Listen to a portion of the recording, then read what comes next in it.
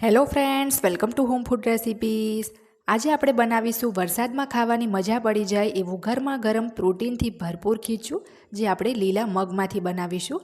તમે આજ સુધી ઘઉંના લોટનું, ચોખાના લોટનું, બાજરીના લોટનું, ચણાના લોટનું અને જુવારના લોટનું તો ખીચું ખાધું હશે, પણ આજે આપણે 100% હેલ્ધી કહી શકાય તેવું ટેસ્ટી લીલા મગનું ખીચું બનાવીશું, જે એકવાર જો તમે ખાલી ચાખી લીધું તો બાકીના બધા જ ખીચું તમે ભૂલી જશો.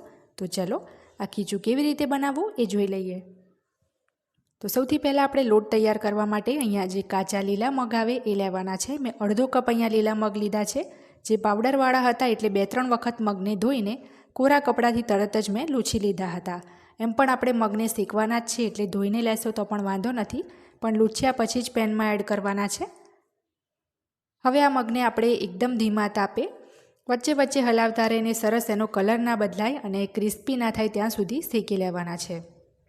જો આ પ્રોસેસ તમે નહીં કરો અને ડાયરેક્ટ જ તમે મગને મિક્સરમાં દળી લેશો તો મગ તમારા અધકચરા જ રહી જશે, બિલકુલ એનો પાવડર નહીં થાય.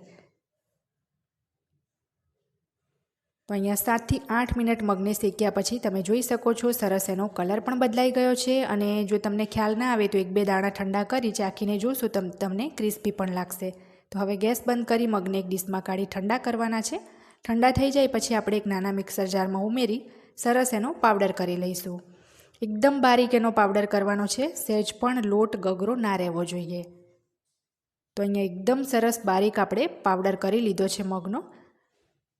તેમ છતાં આપણે હવે એને એકવાર ચાળી લેવાનો છે, જેથી જો કંઈ આખું રહી ગયું હોય તો એ પણ ચડાઈ જાય. એમ તો મગને આપણે શેકીને પીસ્યા છે એટલે બારીક પાવડર થઈ જ ગયો હશે. તમે નહીં ચાળો તો પણ ચાલશે, તેમ છતાં પણ એકવાર એને આ રીતના હું ચાળી લઉં છું. આ રીતે મગને વધારે ક્વોન્ટિટીમાં લઈ તમે લોટ તૈયાર કરી ફ્રીજમાં 1 વર્ષ સુધી એરટાઇટ ડબ્બામાં ભરી રાખી શકો છો. જ્યારે પણ ખીચું ખાવું હોય 5 જ મિનિટમાં ખીચું તૈયાર થઈ જશે. અત્યારે તો મેં ખીચું બનાવવા પૂરતો જ લોટ લીધો છે. હવે એક કડાઈમાં આપણે 1.5 કપ જેટલું પાણી લઈશું. અડધો કપ આપણે મગ લીધા હતા કાચા, એનો આપણે લોટ તૈયાર કર્યો છે. એની સામે એ જ કપથી માપીને 1.5 કપ પાણી લીધું છે. પાણી 2 કપ થઈ જાય તો પણ વાંધો નહીં આવે. તો થોડું પાણી ગરમ થાય ને બબલ્સ આવે એટલે એમાં 2 ટેબલસ્પૂન તાજા વાટેલા આદુ લસણ મરચાં ઉમેર્યા છે. 5 ચમચી એમાં અજમો ઉમેર્યો છે. અજમો વધારે ગમે તો વધારે પણ લઈ શકાય. 1 ચમચી જીરું અને 1 ચમચી સફેદ તલ ઉમેરીશું.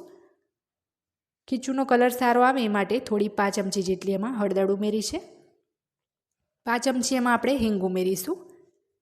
1 ચમચી જેટલું એની અંદર આપણે તેલ ઉમેરીશું. આ રીતે પાણીમાં જ થોડું તેલ જો તમે ઉમેરી દેશો તો તમારું કોઈ પણ ખીચું હોય કોઈ પણ લોટનું એકદમ સોફ્ટ બનશે. 2 ટેબલસ્પૂન લીલા ધાણા ઉમેરીશું અને સ્વાદ પ્રમાણે મીઠું ઉમેરી દઈશું. હવે બધું જ આપણે બરાબર મિક્સ કરી લઈશું. જે આપણે બાકીના ખીચું બનાવીએ એ જ સેમ પ્રોસેસ આપણે આમાં પણ કરી છે. હવે ખીચું જલ્દી ચડી જાય એ માટે આપણે એમાં 1 ચપટી જેટલો ખાવાનો સોડા ઉમેરીશું. જે બેકિંગ સોડા આવે ટાટા આઈ શક્તિનો, એ મેં 1 ચપટી જેટલો ઉમેર્યો છે. હવે બરાબર મિક્સ કરી આપણે પાણીને 2 થી 3 મિનિટ મીડિયમ તાપે ઉકળવા દઈશું. પાણી આપણું આ રીતના સરસ ઉકળીને કલર બદલાય એટલે આપણે જે એમાં લોટ હતો એ બધો જ લોટ ઉમેરી દેવાનો છે. પણ લોટ એકસાથે બધો નથી ઉમેરવાનો. આ રીતના થોડો થોડો કરીને એક બાજુ ઉમેરતા જઈશું અને બીજી બાજુ તાવેથાથી મિક્સ કરતા જઈશું, જેથી લોટમાં બિલકુલ ગાંઠ ના પડે. તો અહીંયા બધો જ લોટ આપણે જે દળ્યો હતો એ મેં ઉમેરી દીધો છે. હવે 2 મિનિટ અને સતત હલાવતા રહીને આપણે ચડવા દેવાનો છે. અને બીજી બાજુ બીજા ગેસ ઉપર પહેલેથી જ મેં લોખંડની તવી પણ ગરમ કરવા મૂકી દીધી હતી. હવે આ કડાઈને આપણે લોખંડની જે તવી ગરમ કરી છે એના ઉપર મૂકીને 7 થી 8 મિનિટ ઢાંકીને ચડવા દેવાનું છે, જેથી બિલકુલ આપણું ખીચું તળિયે ચોંટી પણ નહીં જાય અને સરસ ચડી પણ જશે. તો હવે ઢાંકીને એને આપણે 7 થી 8 મિનિટ એકદમ ધીમા તાપે ચડવા દઈશું.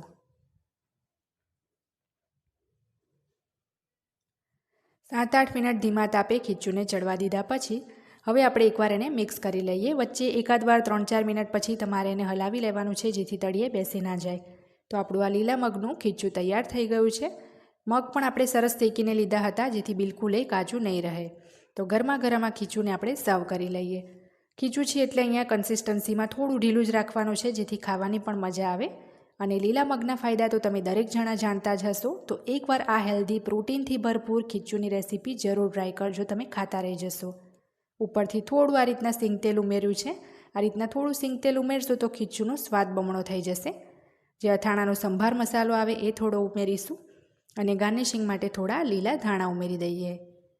તો આજની આ મગનું ખીચું બનાવવાની જો રેસીપી તમને પસંદ આવી હોય તો રેસીપી ચોક્કસથી ટ્રાય કરજો.